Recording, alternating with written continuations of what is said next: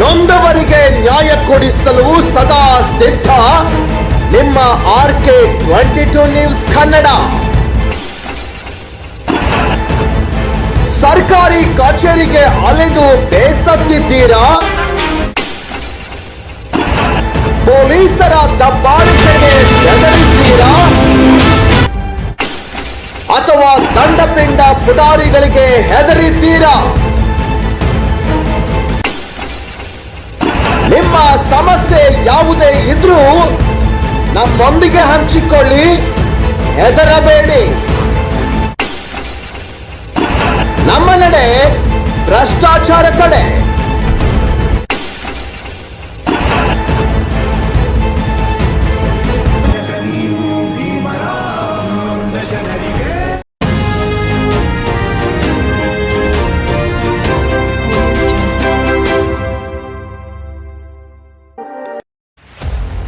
ಮೂಡಲಗಿ ತಾಲೂಕಿನ ದಂಡಾಧಿಕಾರಿಗಳು ಏನ್ ಮಾಡ್ತಾ ಇದ್ದೀರಾ?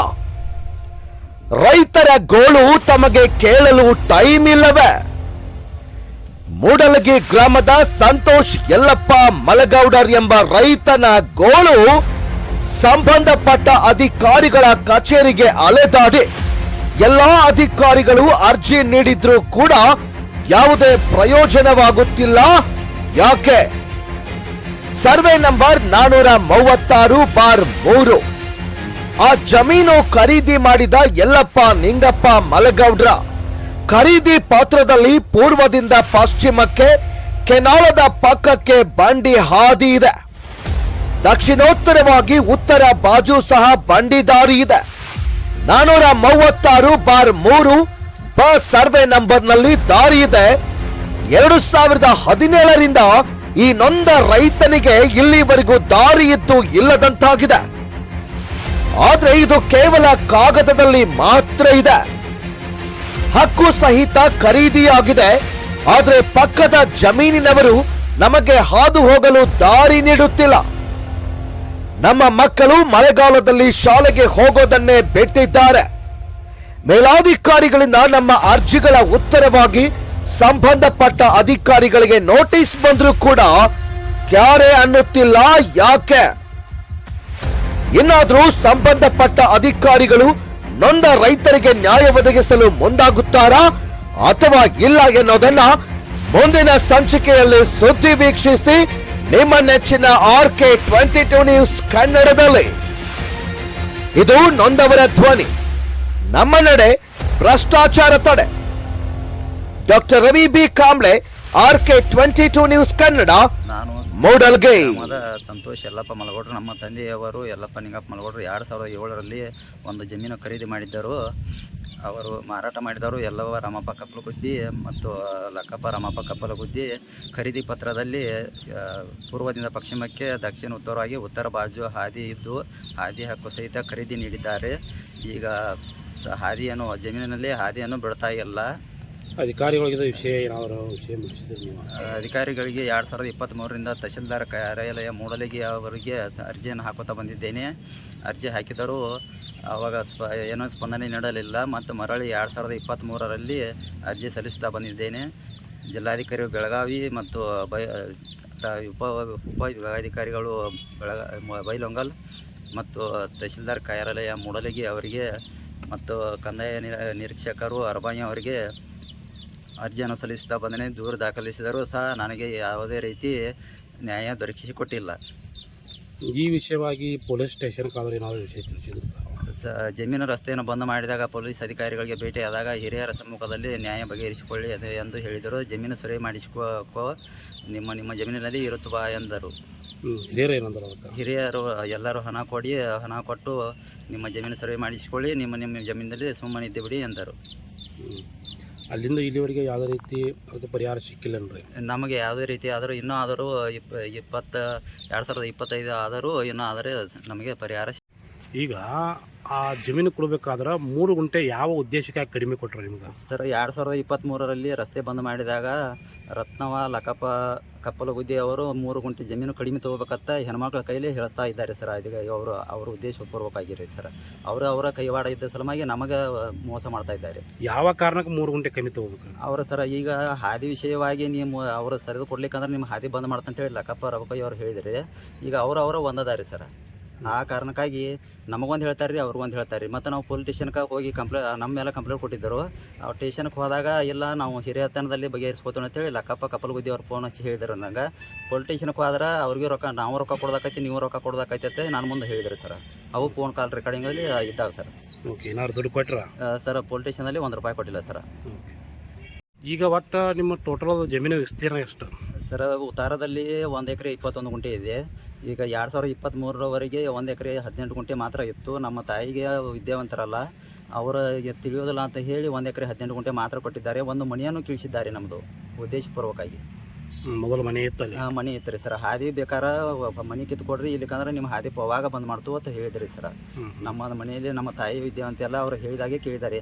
ಇದಕ್ಕೆ ಮುಖ್ಯವಾಗಿ ಲಕ್ಕಪ್ಪ ರಬಕಯ್ಯ ಅವರೇ ಮುಖ್ಯ ಕಾರಣ. ತಾವು ತೆಗೆದುಕೊಂಡಂಥ ಜಮೀನ ಮಾರಾಟ ಆಗೋ ಟೈಮ್ದಾಗ ಏನಂತ ತಮಗೆ ಹೇಳಿದ್ರು ಅವರು? ಸರ್ ನಮಗೆ ಜಮೀನು ಕೊಡಿಸುವಾಗ ಹಿರಿಯರಾಗಿ ನಮ್ಮ ತರಪಿ ಲಕ್ಕಪ್ಪ ರಾಮಪ್ಪ ರಬಕಯ್ಯ, ರೇವಪ್ಪ ಶಿವಸಪ್ಪ ಕುರುಗೊಟ್ಟಿರಿ ನಮ್ಮ ತರಪಿ ರೀ. ಅವರು ಮಾರಾಟ ಮಾಡೋರ ತರಪಿ ದುಂಡಪ್ಪ ಕಡ್ಯಾಗಳು, ಲಕ್ಕಪ್ಪ ಕಪ್ಪಲಗುದ್ದಿ, ಸುರೇಶ್ ಸನ್ನಕ್ಕೆ ಅವರು ಜಮೀನು ಕೊಡುವಾಗ ಜಮೀನು ಅಳತೆ ಮಾಡಿ ಕೊಡ್ತೇವೆ ಮತ್ತು ಹಾದಿ ಬಿಡಿಸಿ ಕೊಡ್ತೇವೆ ಎಂದು ಹೇಳಿದ್ದರು ಸರ್. ಈಗ ಅವಾಗ ಹೇಳಿದ ನಂತರ ಆ ರೀತಿ ಯಾರು ನಡ್ಕೊಂಡಿಲ್ಲ ಸರ್ ಅವರು. ಆ ಜಮೀನು ಸರ್ವೆ ಅಳತೆಯನ್ನು ಮಾಡಿದ್ರು ಅಥವಾ ಏನಾದರೂ ಅವರಿಗೆ ವಿಷಯ ತಿಳಿಸಿದ್ರು? ಸರ್ ಹಿರಿಯರ ಸಮ್ಮುಖದಲ್ಲಿ PSI ಬಾಲ್ದಂಡಿ ಸರ್ ಅವರು ಬಂದಿದ್ದರು. ಜಮೀನಿಗೆ ಬಂದು ಹೇಳಿದರು. ಒಬ್ಬರನ್ನು ಹಿರಿಯರನ್ನು ನೇಮಿಸಿದರು, ಪರಸಪ್ಪ ಕಲ್ಲಪ್ಪ ತಿಗಡಿ ಎಂಬುವರನ್ನು. ಅವರ ಕೈಯಲ್ಲಿ ಹಣ ಕೊಡ ಎಂದರು. ನಾವು ಕೊಟ್ಟಿದ್ದೇವೆ ಸರ್. ಕೊಟ್ಟದರೂ ಏನಾದರೂ ಪೋಡಿಯನ್ನಾಗಲಿ ಸರ್ವೆಯನ್ನಾಗಲಿ ಏನೂ ಮಾಡಿರುವುದಿಲ್ಲ. ಎಷ್ಟು ದುಡ್ಡು ಕೊಟ್ಟಿರಿ? ₹5,700 ಕೊಟ್ಟಿದ್ದೀನಿ ಸರ್. 2 ಸೆಟ್ ಉತ್ತಾರ ಕೊಟ್ಟಿದ್ದೀನಿ. ಅವರು ಕೇಳಿದ ಹಾಗೆ ಬಂದರೂ ನನ್ನ ಜಮೀನನ್ನು ಏನಾದರೂ ನನಗೆ ನ್ಯಾಯ ಸಿಕ್ಕಿಲ್ಲ ಸರ್. ಈಗ ಜಮೀನು ರಸ್ತೆ ಬಂದ್ ಮಾಡುವಾಗ ಆ ಜಮೀನು ಯಾರ ಹೆಸರಲ್ಲಿತ್ತು ಸರ್? ಜಮೀನು ರಸ್ತೆ ಬಂದ್ ಮಾಡುವಾಗ ಜಮೀನು ನೀಲಪ್ಪ ಪಟ್ಟಣ ಶೆಟ್ಟಿ ಎಂಬವರ ಹೆಸರಲ್ಲಿತ್ತು. ಅದನ್ನು ರಸ್ತೆಯಲ್ಲಿ ಅದರ ಜಮೀನು ಹಾಟಿದವನು ಲಕ್ಕಪ್ಪ ರಾಮಪ್ಪ ರಬಕಯ್ಯ ಸರ್. ಉದ್ದೇಶಪೂರ್ವಕವಾಗಿ ವೈಯಕ್ತಿಕ ಉದ್ದೇಶದಿಂದ ನನ್ನ ರಸ್ತೆಯನ್ನು ಬಂದ್ ಮಾಡಿದ್ದಾನೆ. ನನಗೆ ನನ್ನ ಕುಟುಂಬಕ್ಕೆ ಈಗ ಹೋಗಿ ಬರಲು ರಸ್ತೆ ತುಂಬ ತೊಂದರೆ ಇದೆ. ಇಲ್ಲಿನ ಸಂಬಂಧಪಟ್ಟ ಅಧಿಕಾರಿಗಳಿಗೂ ತಾವು ಭೇಟಿಯಾಗಿದ್ದೀರಾ? ಭೇಟಿಯಾಗಿದ್ದೆ ಸರ್. ಭೇಟಿಯಾದ ನಂತರ ಒಮ್ಮೆ ಫಸ್ಟಕ್ಕೆ 2024ರಲ್ಲಿ ಸರ್ಕಲ್ ಸಾಹೇಬರು ತೋಟಕ್ಕೆ ಬರ್ತಾನೆ ಅಂದರು. ಅವಾಗ ಬಂದು ಒಮ್ಮೆ ನೋಡಿ ಹೋದರು. ನಾನು ಸರಿ ಮಾಡ್ತೀವಿ ಅಂತ ಹೇಳಿದಾರೆ. ಮರಳಿ ಬರಲಿಲ್ಲ ಸರ್. ಇದಕ್ಕೆ ಏನಾದರೂ ಹಿಂದೆ ರಾಜಕೀಯ ಕೈವಾಡ ಇರ್ಬೋದು ಸರ್? ದೊಡ್ಡ ವ್ಯಕ್ತಿಗಳ ಕೈವಾಡ ಇದ್ದಲ್ಲಿ ಹಾಗೆ ಆ ರೀತಿ ಮಾಡ್ತಾ ಇದ್ದಾರೆ ಸರ್. ಮತ್ತು 2025ರಲ್ಲಿ ತಹಶೀಲ್ದಾರ್ ಸಾಹೇಬರಿಗೂ ಭೇಟಿ ಆದ ನಂತರ ಅವರು ಹೇಳಿದರು ನನಗೆ ಇವು ಸಂಬಂಧ ಬರುವುದಿಲ್ಲ ಎನ್ನುತ್ತಿದ್ದಾರೆ. ಸರ್ಕಲ್ ಸಾಹೇಬರು ಸಹ ಫೋನ್ ಹಚ್ಚಿ ಕೇಳಿದಾಗ ಎಂದು ಬರ್ತೇನೆ, ನಾಳೆ ಬರ್ತೇನೆ, ನನ್ನ ಮೀಟಿಂಗ್ ಇದೆ ಅಂತ ಕಾರಣ ಹೇಳ್ತಾ ಬಂದರು. ಕಡೆಗೆ ಬಂದು ನನಗೆ ಇದು ಸಂಬಂಧ ಬರೋಂಗಿಲ್ಲ, ನೀವು ಕೋರ್ಟಿಗೆ ಹೋಗಬೇಕಾದ್ರೆ ಪೊಲೀಸ್ ಸ್ಟೇಷನ್ ಕಂಪ್ಲೇಂಟ್ ಕೊಡು ಅಂತ ಹೇಳಿದ್ದಾರೆ ಸರ್. ಅಂದರೆ ನಿಮ್ಮ ಪ್ರಕಾರ ಸಂಬಂಧಪಟ್ಟ ಅಧಿಕಾರಿಗಳು ಕಾಣದ ಕೈಗಳ ರಾಜಕಾರಣಿಗಳ ಕೈಗೊಂಬೆ ಆಗಿದ್ದಾರೆ ಅಂತ ಅನ್ಬೋದು ಸರ್? ಹಿಂದೆ ಕಾಣದ ಕೈ ಯಾವುದೋ ನಮಗೂ ಗೊತ್ತಿಲ್ಲ ಸರ್. ಮತ್ತು ಅವರು ಎದುರುದಾರರ ಪರವಾಗಿ ಕೆಲಸ ಮಾಡ್ತಾ ಇದ್ದಾರೆ ಸರ್. ಮತ್ತು ಅವರು ನಕಲಿ ದಾಖಲೆಗಳನ್ನು ಪಡೆದಿದ್ದಾರೆ. ನಕಲಿ ದಾಖಲೆ ಕೂಡ ಸಹ ನನ್ನ ಹತ್ತಿರ ಇದ್ದಾವೆ. ಮತ್ತು ಫೋನ್ ಹಚ್ಚಿದ ಕಾಲ್ ರೆಕಾರ್ಡಿಂಗ್ಗಳು ಸಹ ನನ್ನ ಹತ್ತಿರ ಇದ್ದಾವೆ. ಮತ್ತು ಹಾದಿ ಬಂದ್ ಮಾಡಿದಕ್ಕೂ ನನ್ನ ಹತ್ತಿರ ಸಾಕ್ಷಿ ಇದ್ದಾವೆ. ಖರೀದಿ ಪತ್ರದಲ್ಲಿ ರಸ್ತೆ ನಕಾಶೆ ಇದ್ದರೂ ಕೂಡ ಯಾವ ಕಾರಣಕ್ಕಾಗಿ ರಸ್ತೆ ಬಂದ್ ಮಾಡಿದ್ರು? ಲಕ್ಕಪ್ಪ ರಾಮಪ್ಪ ರಬಕಯ್ಯ ಮತ್ತು ಲಕ್ಕಪ್ಪ ರಾಮಪ್ಪ ಕಪ್ಪಲಗುದ್ದಿ ಅವರು ಜಮೀನು ನನಗೆ ಸರಿಸಿಕೊಡು ಎಂದರು. ನಾನು ಸರಿಸಿಕೊಡುವುದಿಲ್ಲ, ನನಗೆ ಈಗಾಗಲೇ ಜಮೀನು 3 ಗುಂಟೆ ಕಡಿಮೆ ಇದೆ ಎಂದು ಹೇಳಿದೆ. ಅವರು ಎಂದರು ನಿನಗೆ ಜಮೀನು ಕಡಿಮೆ ನನಗೆ ಸರಿಸಿಕೊಡಲಿಲ್ಲ ಅಂದರೆ ನಿಮ್ಮ ಜಮೀನು ಹಾದಿ ಬಂದ್ ಮಾಡ್ತೀನಿ ಎಂದು ಹೇಳಿ ಬಂದ್ ಮಾಡಿದ್ದರು.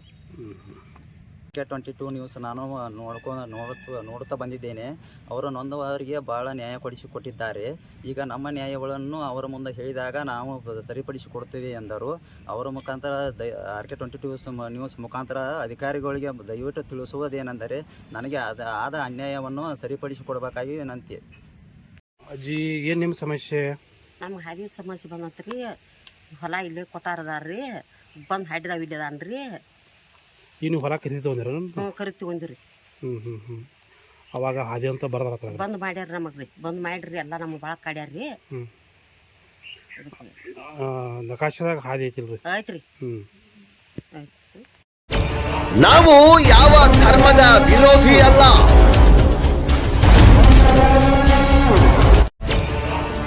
ನಾವು ರಾಜಕೀಯ ಪಕ್ಷದ ರಾಜಕಾರಣಿಗಳ ಕೈಗೊಂಬೆ ಅಂತೂ ಮೊದಲೇ ಅಲ್ಲ. ಭ್ರಷ್ಟಾಚಾರ ವಿರೋಧಿಸುವುದೇ ನಮ್ಮ ವಾಹಿನಿಯ ಮುಖ್ಯ ಧ್ಯೇಯ.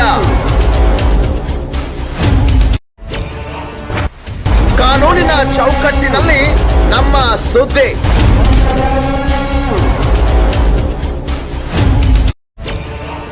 ಯಾರು ಮಾಡದೇ ಇರುವ ಸುದ್ದಿ ನಿರ್ಭಯವಾಗಿ ನಮ್ಮ ವಾಹಿನಿಯಲ್ಲೇ.